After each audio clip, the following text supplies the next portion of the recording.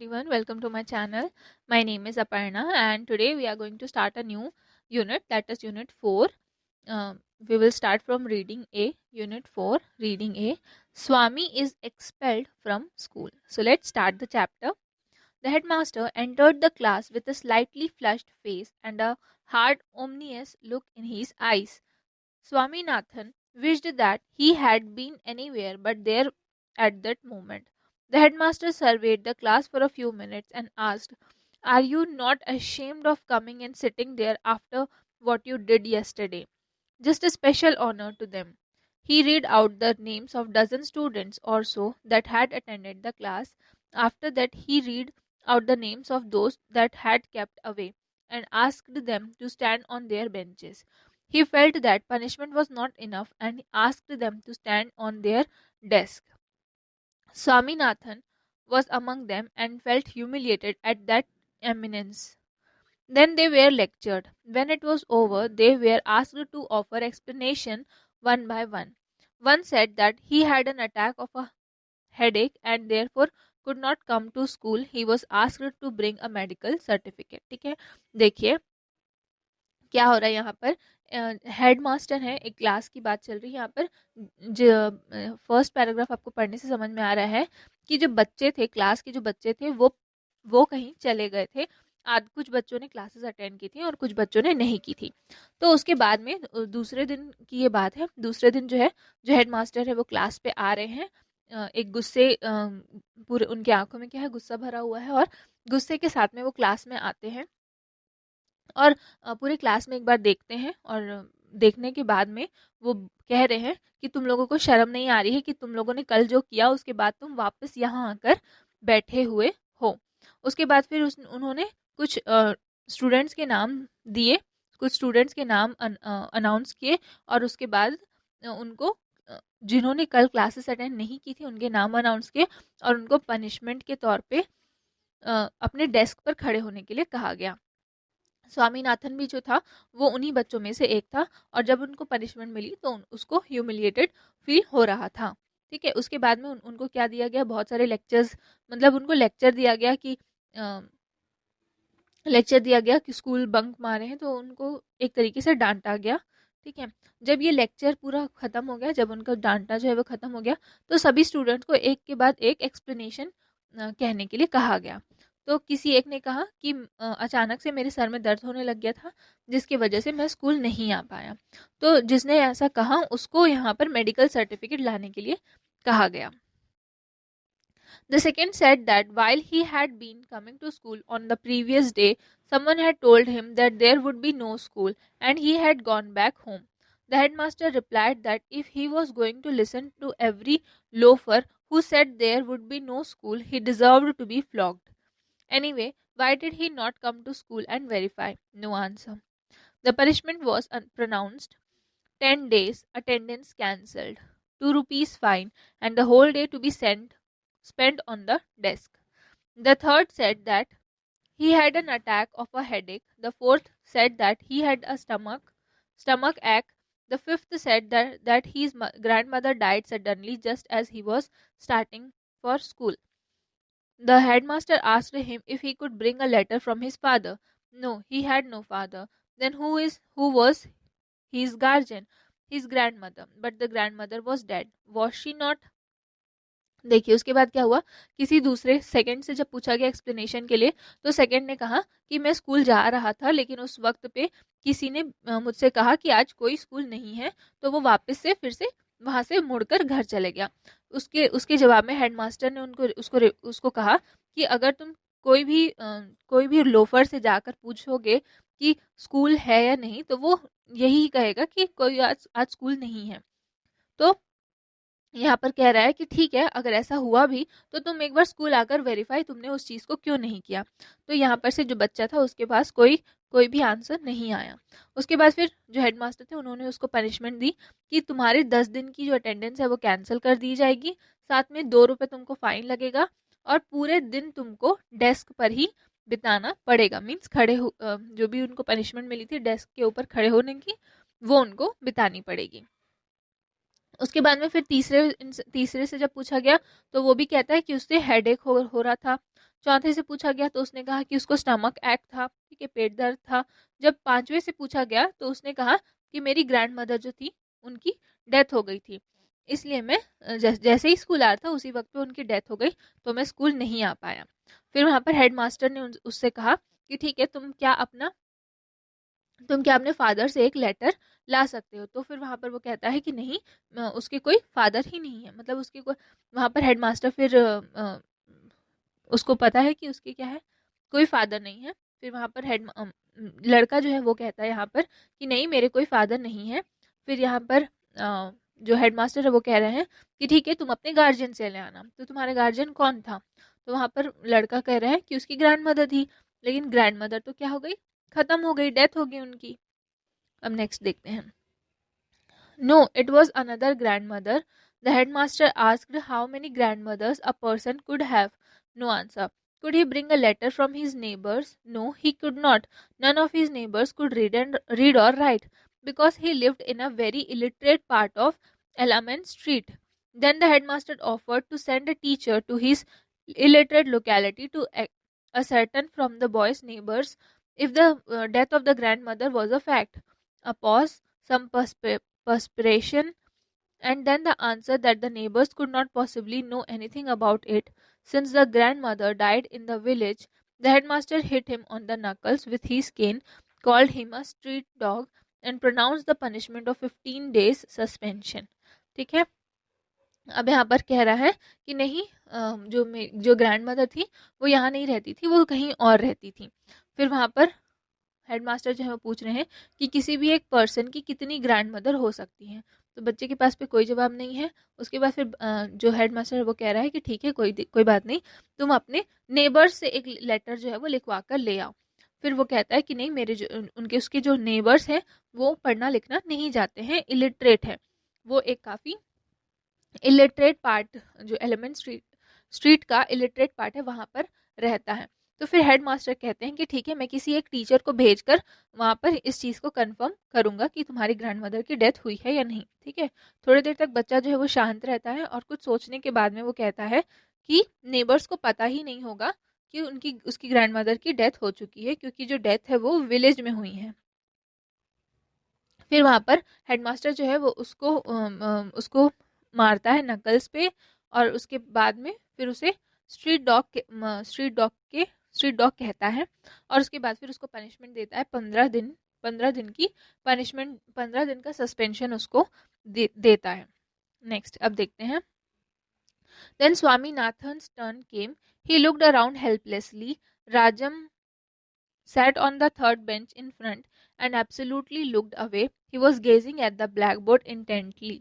ठीक है, अब इसके बाद क्या है, स्वामीनाथन की बारी आती है और फिर वो इधर उधर देख रहा होता है। जो राजन है वो राजन जो है वो थर्ड बेंच पे बैठता है और वो उसकी तरफ ना देखते हुए उसका जो ध्यान है वो सीधा ब्लैकबोर्ड की तरफ है। But yet the back of his head and the pink ears were visible to Swaminathan. It was an intolerable sight. Swaminathan was in acute suspense lest that head should turn and fix its eyes on his. He left that he would drop from the desk to the floor. If that happened, the pink ears 3 benches off made him incapable of speech. If only somebody would put a blackboard between his eyes and those pink ears. ठीक है, देखिए यहाँ पर उसका जो दोस्त है राजन, वो उसकी तरफ नहीं देख रहा है, लेकिन जो स्वामीनाथन है उसको उसके हेड और उसका जो कान है वो दिखाई दे रहा है दूर से भी। और स्वामीनाथन जो है वो काफ़ी ज़्यादा उसका जो हेड है वो एक फिक्स, मतलब वो सीधे क्या है, राजन की तरफ देख रहा है यहाँ पर। और वो सोच रहा है कि किसी तरीके से जो राजन है वो क्या हो, पीछे मुड़कर उसे देखे। अब देखिए, he was deaf to the question that the headmaster was putting to him. A rap on his body from the headmaster's cane brought him to himself. ठीक है, और बहुत देर से उस वक्त पे जब वो पूरी तरीके से अपने अपने दोस्त राजन के ऊपर कंसंट्रेट किया हुआ था, उसी वक्त पे बहुत देर से जो हेडमास्टर है वो उससे क्वेश्चन पूछ रहे हैं, लेकिन वो उसको सुना ही नहीं दे रहा है। फिर अचानक से जो हेडमास्टर है वो उसके सर पर उसके बॉडी पर क्या है, एक हिट करते हैं, उसको मारते हैं। और फिर हेडमास्टर जो है वो उसके बाद फिर वो अचानक से जो स्वामीनाथन है वो उस चीज होश में आता है और देखता है. Why did you keep away yesterday? Asked the headmaster. Looking up, Swaminathan's first impulse was to protest that he had never been absent, but the attendance register was there. No, no, I was stoned. I tried to come, but they took away my cap and burned it. Many strong men held me down when I tried to come. When a great man is sent to gaol, I am surprised to see you a slave of the Englishmen. Didn't they cut off Dhaka Muslim slaves of slaves? These were some of the disjointed explanations which streamed into his head and which even at that moment he was discreet enough not to express. He had wanted to mention a headache, but he found to his distress that others beside him had one. The headmaster shouted, "Won't you open your mouth?" He brought the cane sharply down on Swaminathan's right shoulder. Swaminathan kept staring at the headmaster with tearful eyes, massaging with his left hand the spot where the cane laid. "I will kill you if you keep on staring without answering my questions," cried the headmaster. ठीक है, देखिए अब यहाँ पर headmaster जो है वो पूछ रहे हैं स्वामीनाथन से कि तुम कल स्कूल क्यों नहीं आए थे. स्वामीनाथन जो है वो पहले सोच रहा था कि वो कह देगा कि उसके सर में दर्द था इसलिए वो नहीं आया था, लेकिन बहुत सोचने के बाद में उसको वो सोच रहा था कि हेडमास्टर का जो उसने उन्होंने क्वेश्चन पूछा है उसका आंसर वो कैसे दे सकता है. तो सबसे पहले तो सबसे पहला जो उसके दिमाग में आया वो ये था कि वो कभी एब्सेंट ही नहीं था. जो अटेंडेंस रजिस्टर है वो वहाँ पर उसमें उसका अटेंडेंस नहीं डाला गया है. फिर वो सोचता है नहीं नहीं मैं ऐसा नहीं कर सकता. उसके बाद में फिर वो उसके बाद फिर वो कहता नहीं है, अपने माइंड में ही अभी भी सोच रहा है कि उसका जो कैप था वो जला दिया गया था. बहुत सारे मैन आकर उसको पकड़ लिए थे और उसको लेकर चले गए और एक सरप्राइज्ड मतलब उसको लेकर चले गए और कोई इंग्लिश मैन जो था उसको वहां पर अपना स्लेव बना लिया था. इस तरीके से दिमाग में उसके आ रहा था. फिर बहुत सोचने के बाद में बहुत वो जब सोच रहा था तो हेडमास्टर वहीं पर फिर से उसके ऊपर चिल्ला रहे हैं कि क्या तुम नहीं बताओगे, क्या तुम नहीं बताओगे, तुम अपना माउथ नहीं खोलोगे. फिर वहां पर अचानक से जो कैन है वो स्वामीनाथन के राइट शोल्डर पे फिर से पड़ता है और फिर स्वामीनाथन जो है वो हेडमास्टर को अपने टीयरफुल आई से, ठीक है, ऐसा लग रहा है कि जैसे वो रोने वाला है, उस तरीके से वो वहां पर हेडमास्टर को देख रहा है. उसके बाद में फिर हेडमास्टर जो है वो कहते हैं कि अगर तुम इस तरीके से मुझे देखते रहोगे तो मैं तुम्हें मार दूंगा. ठीक है, cried the headmaster. I couldn't come, stammered Swaminathan. Is that so? Asked the headmaster and turning to a boy said, bring the peon. Swaminathan thought, what? Is he going to ask the peon to thrash me? If he does any such thing, I will bite everybody dead. The peon came. The headmaster said to him, now say what you know about this rascal on the desk. ठीक है, अब यहाँ पर देखिए स्वामीनाथन जो है वो कह रहा है कि मैं नहीं आ पाया. उसके बाद फिर हेडमास्टर कह रहे हैं अच्छा ऐसा है क्या. तो फिर वो बॉय की तरफ किसी दूसरे लड़के की तरफ देखते हैं और कहते हैं कि प्यून को बुलाकर लेकर आओ.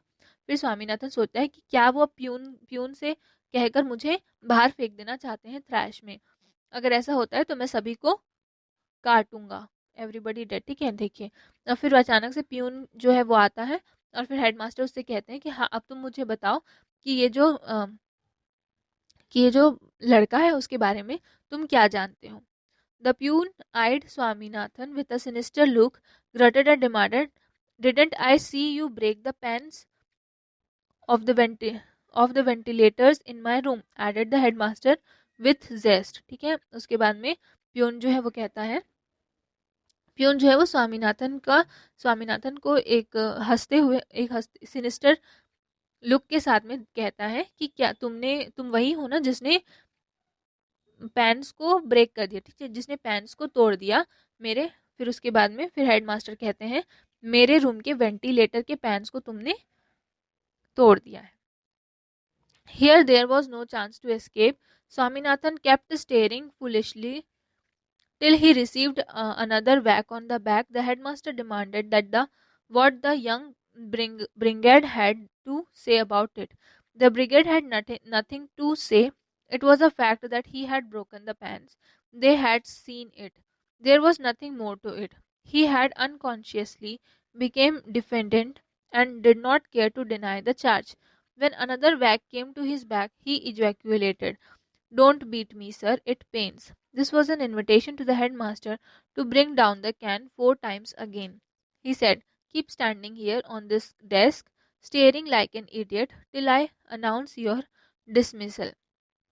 ठीक है, उसके बाद में फिर जब स्वामीनाथन के बारे में हेडमास्टर और प्यून जो है वो बता रहे थे, तो जो लड़का है स्वामीनाथन जो है वो खड़े होकर देख रहा था और उसने डिनाई भी नहीं किया इस फैक्ट को कि हाँ मैंने नहीं तोड़ा है। वो सबकॉन्शियसली अनकॉन्शियसली जो है उसने बिल्कुल भी डिनाई नहीं किया, और क्योंकि उसने क्योंकि जो है हेडमास्टर ने और प्यून ने उसको पैंट्स को तोड़ते हुए देखा था, तो ये फैक्ट है, तो उसने कोई भी डिनाई नहीं किया। उसके बाद में फिर एक अनदर वैग जो है, ठीक है, अनदर बीटिंग जो है वो उसके उसके पीठ पे, उसके बैक पे पड़ती है, और फिर उसके बाद फिर वो कहता है कि मुझे मत मारिए सर, मुझे दर्द हो रहा है। फिर ये जो है वो हेडमास्टर क्या कर रहा है, उस चीज़ को फिर से 4 बार कैन से वो मारता है और कहता है कि खड़े रहो तुम यहाँ पर जब तक मैं तुम्हारा डिसमिसल अनाउंस नहीं कर देता।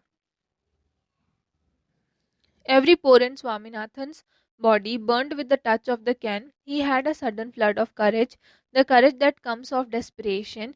He restrained the tears that were threatening to rush out, jumped down, grasping his books, rushed out muttering, "I don't care for your dirty school."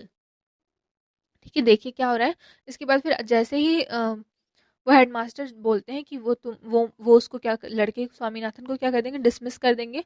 Swaminathan के अंदर अचानक से जो है वो गुस्सा आ जाता है, और फिर अचानक से वो उसके अंदर में करेज आ जाता है, और फिर वो अब उसकी जो आंख से आंसू आने वाला रहता है उसको रिस्ट्रेन कर लेता है, रोक लेता है, और फिर वहां से भागता है, जंप करता है और जोर से चिल्लाते हुए जाता है कि मुझे कोई फर्क नहीं पड़ता तुम्हारे इस गंदे से स्कूल में। ठीक है, ये आपकी स्टोरी जो वो आर के नारायण द्वारा लिखी गई है। यहाँ आर के नारायण ये क्या है, उसके ऑथर हैं।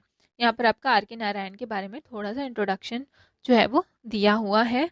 नीचे में यहाँ पर आपके मीनिंग्स दिए हुए हैं। ठीक है, यहाँ पर आपका चैप्टर जो है वो ख़त्म होता है। इसके बाद हम अपनी नेक्स्ट क्लास पे देखेंगे। Thank you.